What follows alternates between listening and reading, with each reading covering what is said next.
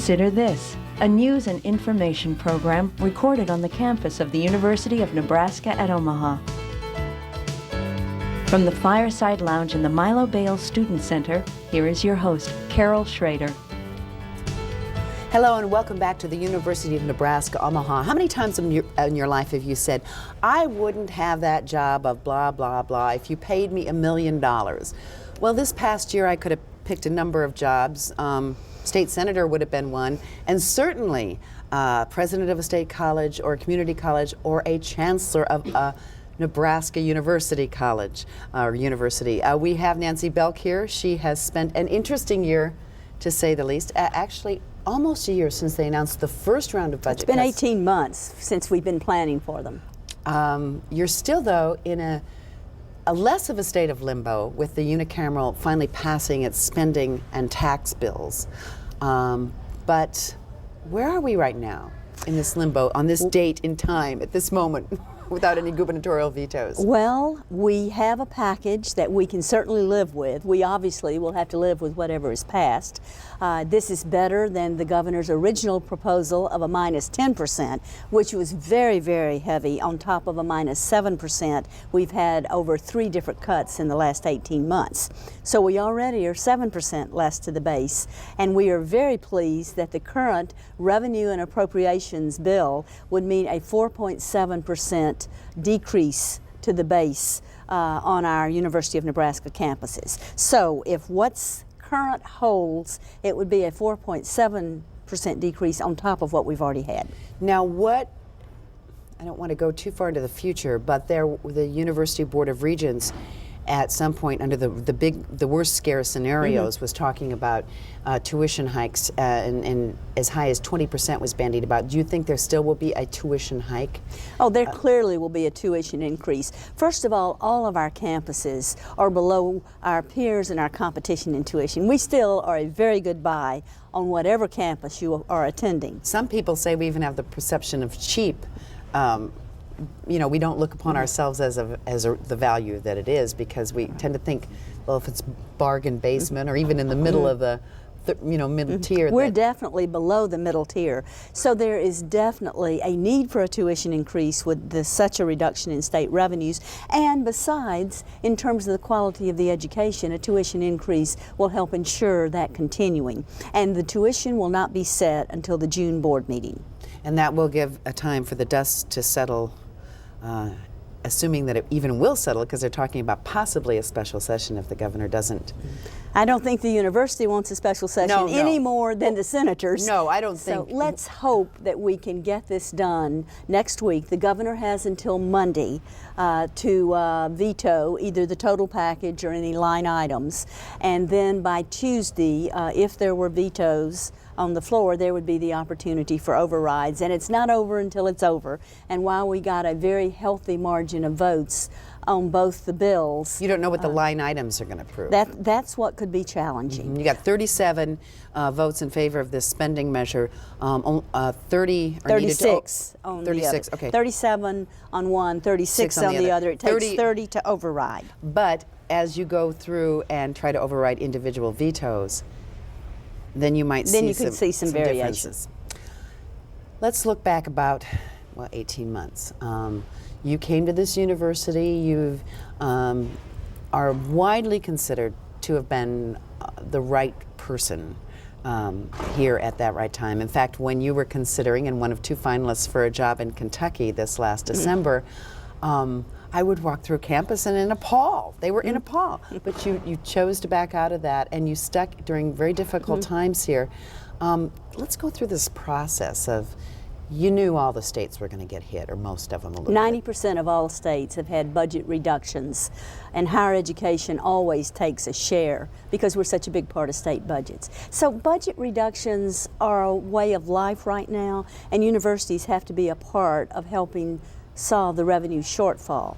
And even going back 4 years ago, it's hard to believe I've been here 6 years, but 4 years ago, almost in August, to the month. Yeah. And so even 4 years ago, both the president and many of the chancellors could see these shortfalls were coming. I've always believed in strategic planning, and we have a very active strategic planning process. And so we have been looking ahead and looking at how to streamline on the horizon. So when we started our budget reduction process, we had in place some opportunities for vertical cuts as we got out of the Peter Kiewit Conference Center business downtown. And then as we went through several different rounds of budget cuts, we were very careful with any vacant positions because we knew that on the horizon there was going to have to be some fairly significant reductions. Now, vertical cuts, the regents, President Smith of the university system, you know, the 10% across the board was recommended in various departments, or if you, however you divide the budget up by departments or divisions or whatever.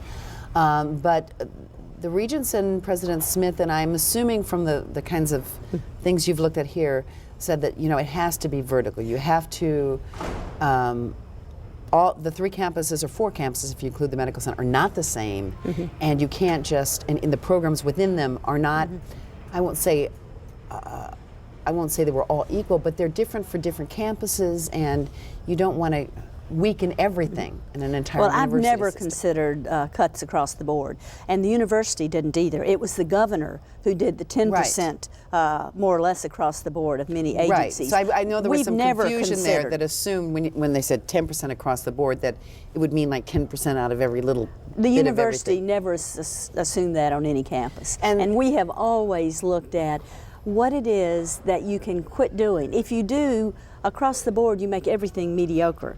And so what I look at is what are our top priorities, and that's where strategic planning comes in. We've got a very carefully thought out strategic plan with university-wide priorities and academic priorities, so then that helps you know where to make reductions.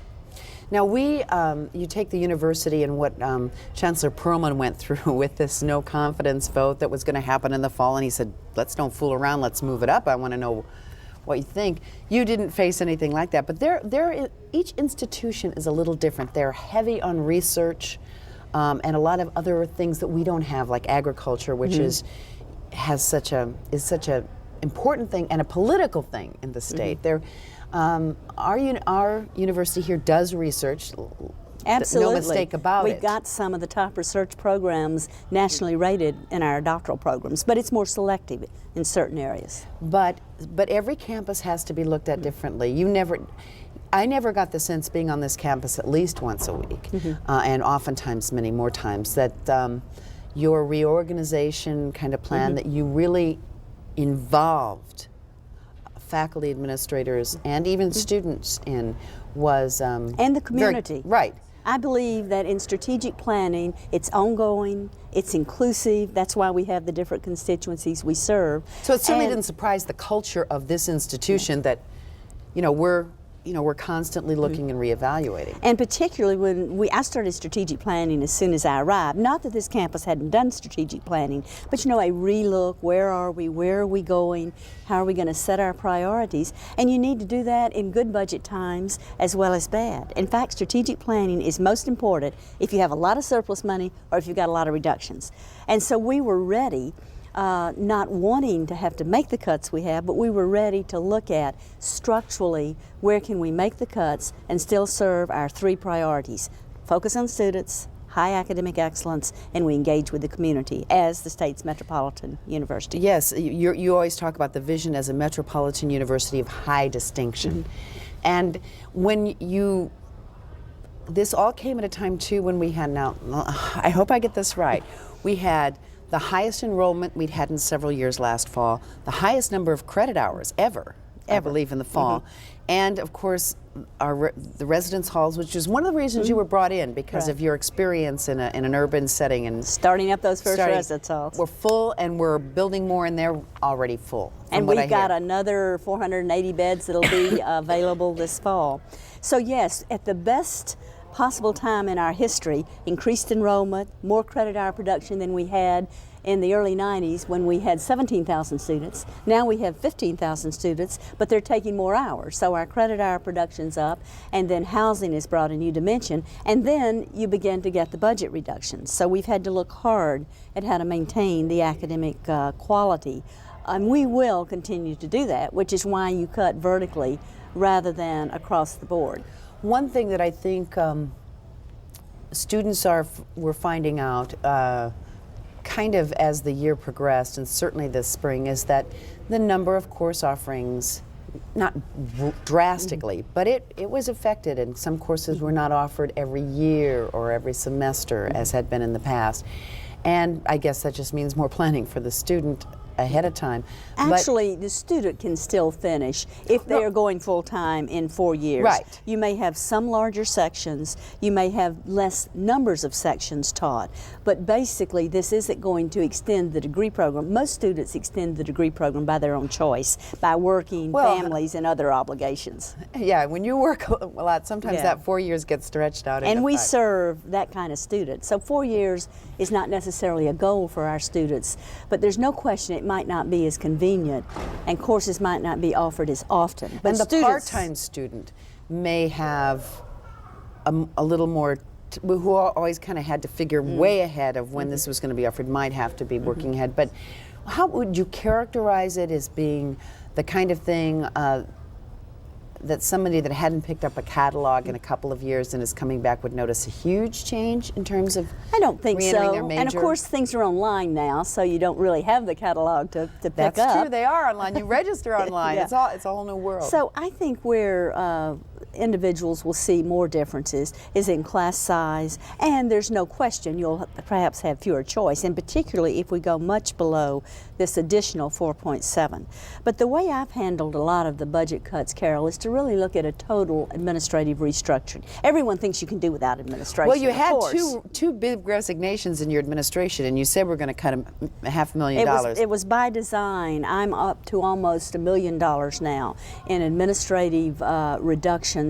We're going from 2 divisions to 2 divisions with 2 vice chancellors, which is down from 4 divisions with 4 vice chancellors, and we really are focusing on how we're still going to serve students, and in some ways a restructuring you would not have done if you didn't have budget challenges can make you rethink how you deliver services, how you look at what was done in student affairs and academic affairs and bring them together for better synergy, how you look at all the administrative functions across the board in business and finance, university relations and outreach.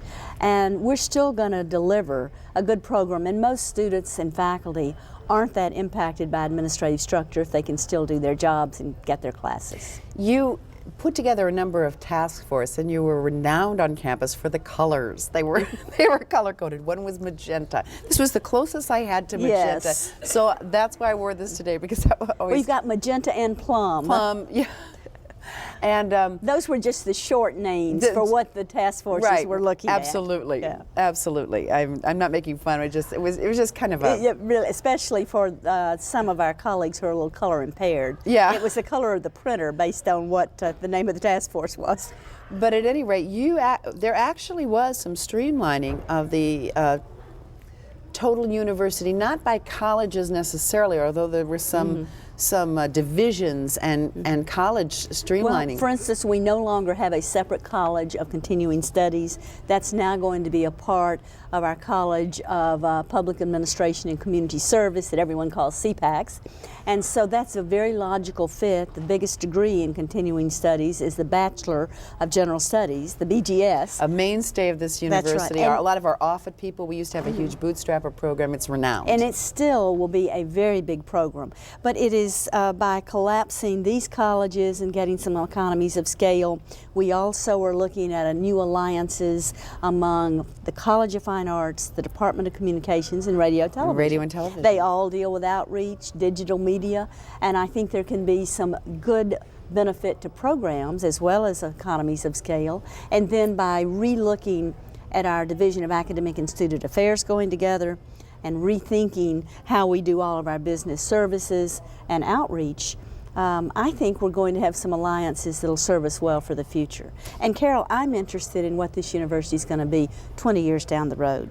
It's a wonderful university. It has all kinds of opportunities, and the decisions we make now, we want to make sure the cuts are not going to affect what's on the horizon. I have to say, without sounding, as my son would say, like I'm sucking up, that in all your public speeches on campus to students, administrators, to the faculty senate, And you come to them, thank you. I come to them because I'm wearing one of my other news hats, but I have found that you have had the capability, and I'm sure, you know, there's always people that are personally affected by budget cuts and departments that feel a little more pain, but that your constant positiveness about looking toward the future and coming out not a weaker university, but potentially and hopefully, and that's your plan, stronger for the better use, the forward thinking, and that a lot of that immediate pain that can be felt, and the politics, there's politics, you kept their eye on the ball. Well, anyone who's personally affected by a cut in their department or in their unit is obviously going to be very dissatisfied. But when you look at the bigger picture, and like you say, focus on the quality of the institution, the University of Nebraska will survive. Our campus will continue to improve. But even when the revenues become better, we're still not going to have that base restored. So as new revenues become available down the road, you've got to look at where you put them toward the directions that are going to serve the future. And that's why I continually emphasize what we want to be in the future and still have that student focus, that academic quality, and yet we must partner and serve the community. I mean, our partnerships like PKI have brought so much to the campus when you have significant business partnerships, have a lot of the nonprofit partnerships, school system partnerships, and that's what we do. An urban university is uniquely poised to, if it wants to, both with the community working with the university, and a university is constantly open to that, and just by the departments and the colleges we have, you can see we've been thinking about our community. That's our mission. And this is an urban university. And then our students have the benefit of the metropolitan community for internships, co-op experiences, and if a student has a successful internship or co-op, we have more than any other institution in the state, then they're likely to stay in the state and work for that firm. Which is a very major Win-win. goal. The interesting thing I've noticed is that this spring and last spring, I noticed many parents and their high school seniors from greater Nebraska.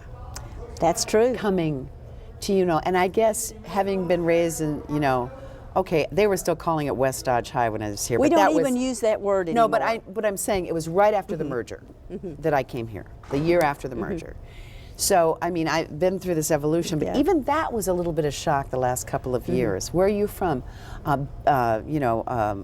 Ogallala, I had one, and then there was one Beamer, and I mean, just the ones I remember offhand. And I guess that was, the culture is shifting, that even though we're the urban university. But now Metropolitan University serves the whole state. Right, We're in a metropolitan different way. located, but we serve the whole state, and with housing that provides, particularly in parents' minds, the opportunity for students to have a safe experience away from home. So I think it's a real And there are advantage. always going to be people that want to go into social work, and there are always going to be people that want to go into, and obviously in our wonderful, with the synergism between, Lincoln and Omaha and the engineering and the information technology, there's been more talk of both campuses in the same breath. Well, and we are now an institution of first choice in many cases. In fact, we just have a freshman survey, and we were an institution of first or second choice 95% of the students that came here. 87% chose us as their first choice. So it's just amazing that students are coming to UNO because of the quality of academic programs. There are youngsters, and I talked to two this weekend at a graduation, that turned down major institutions, one of them MIT, to take a scholarship at the Peter Kiewit Institute. That's right. And this was a kid that wanted to go, was more predisposed to go away just to get away from home. But the full ride, the residence, I mean, it was a very catch of a student. That, as you say, is a bigger chance of them staying here. The average ACT of our Scott Scholars, which is our full ride premium scholarship in the Peter Kiewit Institute, is now 34.7. And it may have changed slightly, but the last I saw. Out of a possible, for those. Well, 36. Yeah. And so that is unbelievable. That is just unbelievable to be attracting the quality of students we are. When I listen to the radio talk shows, one of the things that it always fascinates me, whether people are right or wrong, is that there is this perception, and it happens in like OPS, the Omaha Public School System, that the entire university system is just so top heavy, and that it's so laden with what I mean. You've heard all the different things. We just don't. It's too big. It's too unwieldy. And what do you tell people? Or what do you say to yourself when you hear those kind of comments? And maybe they don't come right up to you and say, we really do need cuts in the university. I mean, it is a huge piece of the pie, and we are in tough times. Oh, I think there are many people who feel we're such a large portion of the budget that we can afford to take the cuts. And we certainly want to do our share. And there's no question we've done our share. And yes, you can always be more efficient. You can be more effective, but there comes a point, and that's what we're trying to analyze, how with all of the restructuring I'm doing and the major administrative reductions, that you can be more effective and more efficient and yet not affect quality. Not hit that law of diminishing returns. And it's that quality issue. Yes, you can always take cuts, but at some point you're going to have trade-offs that are going to hurt you long term. We have a state that faces some unique challenges, and that the way it's spread out, you know, the bulk of the people are here, then you move west, and we have some really some counties that are under stress, not just because of the drops in revenue, but just because of the loss of their population and tax base and all kinds of things. And they might be more concerned, say, in some of those counties, because they have a higher age and population, about the Medicaid and those kinds of things. We have a lot of people that, in a sense, have special interests, but they are such viable interests. The K-12. Right. Supporting K-12. You know, the people we keep here from our schools are nothing if they are not, if they have a hit. How do people, if you sat in a party, and you go to many parties and dinners of a combination of interests that all have viable interests, I would call surviving interests, in making the state survive, how do you? I feel that's all I've talked about the last 18 months. And right, you're and the last 20 minutes. But everyone is very, very interested about how their needs are going to be served, whether it's personal or community. And what I see is the problem in Nebraska, as you said, you have your major population base on the Lincoln-Omaha corridor. Then you got a very small population that lives across in greater Nebraska. And I frankly think the state needs to relook at how we generate revenue and allocate resources. An economic summit involving public, private, business, education, government leaders. And this has been talked about. I know the University of Nebraska has been proposing it. It's not just getting through this biennium. We will get through it. In other words, some of that strategic planning, taking a look at all the constituencies. How are you going to prioritize for the state? The diminishing resources is going to be with us for a while. But if we don't restructure and relook, just like we're talking about at the university, on how we provide services for people who live in smaller towns with even smaller populations on the horizon. And certainly K-12 is a big challenge, and we've got to have a strong K-12 for our pipeline into the university. It's got to be rethought. That leads into a couple of things, the programs that have been threatened within the university system that have outreached, whether you talk about agriculture. We have several outreach programs for small and incubating businesses here at the university.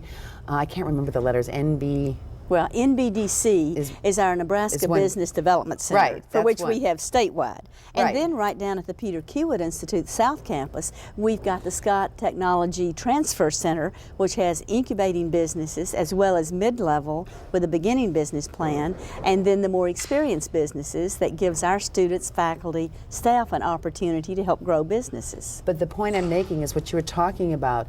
In terms of looking at the future, and certainly the university, the educational system, the healthcare system, the human service delivery system has to look at how you have to count on higher education to help with the think tank, along with the business community and other interests, to find new ways of using our populations, maybe making other mini population points, whatever we have to do to make this state survive. You may not be here, I may not be here, but I mean, Nebraska has to really look ahead. Well, and like you were mentioning, we've got a number of statewide networks. Certainly with the land grant mission, of which the University of Nebraska-Lincoln has the major responsibility, but we all have outreach. You've got Extension, Ag Experiment Station across the state. You've got the NBDC we're responsible for across the state. And it's how those services are offered, consolidated, that are going to have to be rethought. And I keep coming back to the public schools, especially elementary. You can merge and consolidate just so often, pretty soon it's too far for an elementary child to go. And then populations will move there and other places will be. I mean, it's you know, you almost wish you could see 200 and 300 years in the future in the states. And there are other states like ours that have these things. And the large states with few cities and distance learning, the computer technology. There's going to be all kinds of ways as we look at different delivery systems that's going to keep us on the cutting edge. Well, the whole issue of Nebraska, and Congressman Osborne has been talking about that, of making sure that we are digitally capable statewide. Right. And then we can implement some things that the campuses we have in this state are so good at doing. And it's even becoming nationwide. Technology certainly transcends states. Well, the Aviation Institute, which we've got teaches all over the country. A total bachelor's degree online for the aviation management. The Master's of Public Administration is totally online. And I think there's going to go more and more programs in that direction. But then again, it comes back to how do you really serve the citizens, starting with preschool and kindergarten.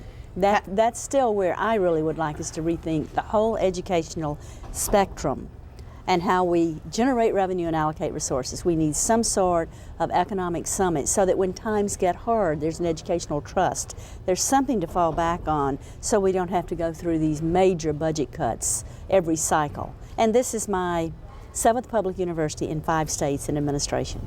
I've worked on budget cuts in all of them. And the cycles are different, the magnitude is different, but there needs to be some way we can stabilize a bit better than these last couple of years. And if you plan for the future and really think everything, even in the good times, then maybe it would help. We have less than a minute. Where do you see, not the budgets, where do you see UNO in 10 years? Well, I'm very optimistic. We will continue on our direction of a metropolitan university of distinction. We will refine those programs for which we have statewide that will expand to nationwide responsibility, and what we do will be known for academic excellence. And in the words of Chancellor Nancy Belk, try to say University of Nebraska Omaha or UN Omaha, because UNO is the University of New Orleans if you go online. Well, that's true, and I know the Chancellor well there, and we exchange UNO pins all the time. Thank you so much for being with us. Good luck in the days, months, and years ahead. Thank you. Chancellor Nancy Belk of the University of Nebraska Omaha, and you can watch this show or any of our archive shows on unotv.unomaha.edu. We thank you for being with us. We'll see you next week.